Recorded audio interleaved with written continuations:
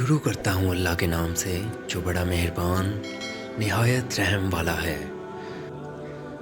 رسول اللہ صلی اللہ علیہ وآلہ وسلم جب مدینہ تشریف لائے تو پہلے اپنی نانہال میں اترے جو انصار تھے، اور وہاں آپ نے 16 یا 17 ماہ بیت المقدس کی طرف منہ کر کے نماز پڑھی، اور آپ کی خواہش تھی کہ آپ کا قبلہ بیت اللہ کی طرف ہو۔ جب بیت اللہ کی طرف نماز پڑھنے کا حکم ہو گیا تو سب سے پہلی نماز جو آپ نے بیت اللہ کی طرف پڑھی عصر کی نماز تھی۔ وہاں آپ صلی اللہ علیہ وآلہ وسلم کے ساتھ لوگوں نے بھی نماز پڑھی۔ پھر آپ کے ساتھ نماز پڑھنے والوں میں سے ایک آدمی نکلا اور اس کا مسجد بنی حارثہ کی طرف گزر ہوا تو وہ لوگ رکوع میں تھے۔ وہ بولا کہ میں اللہ کی گواہی دیتا ہوں کہ میں نے رسول اللہ صلی اللہ علیہ وآلہ وسلم کے ساتھ مکہ کی طرف منہ کر کے نماز پڑھی ہے۔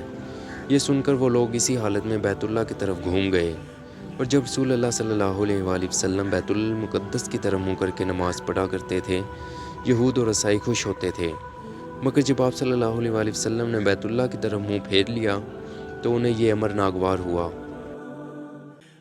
رسول اللہ صلی اللہ علیہ وآلہ وسلم نے فرمایا کہ تم میں سے کوئی شخص جب اپنے اسلام کو عمدہ بنا لے، یعنی نفاق اور ریا سے پاک کر لے، تو ہر نیک کام جو وہ کرتا ہے اس کے عوض 10 سے لے کر 700 گنا تک نیکیاں لکھی جاتی ہیں، اور ہر برا کام جو کرتا ہے تو وہ اتنا ہی لکھا جاتا ہے جتنا کہ اس نے کیا ہے۔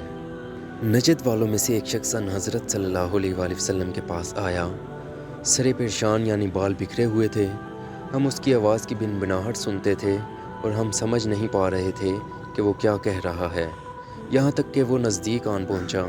جب معلوم ہوا کہ وہ اسلام کے بارے میں پوچھ رہا ہے، ان حضرت صلی اللہ علیہ وآلہ وسلم نے فرمایا کہ اسلام دن رات میں 5 نمازیں پڑھنا ہے۔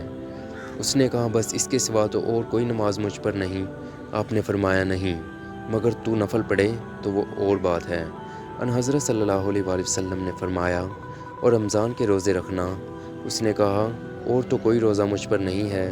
آپ صلی اللہ علیہ وآلہ وسلم نے فرمایا نہیں، مگر تو نفل روزے رکھے تو اور بات ہے۔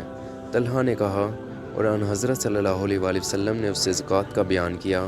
وہ کہنے لگا کہ بس اور کوئی صدقہ مجھ پر نہیں ہے۔ آپ صلی اللہ علیہ وآلہ وسلم نے فرمایا نہیں، مگر یہ کہ تو نفل صدقہ دے تو اور بات ہے۔ راوی نے کہا پھر وہ شخص پیٹھ موڑ کر چلا، یوں کہتا جاتا تھا قسم خدا کی میں نہ اس سے بڑھاؤں گا نہ گھٹاؤں گا۔ ان حضرت صلی اللہ علیہ وآلہ وسلم نے فرمایا اگر یہ سچا ہے تو اپنی مراد کو پہنچ گیا۔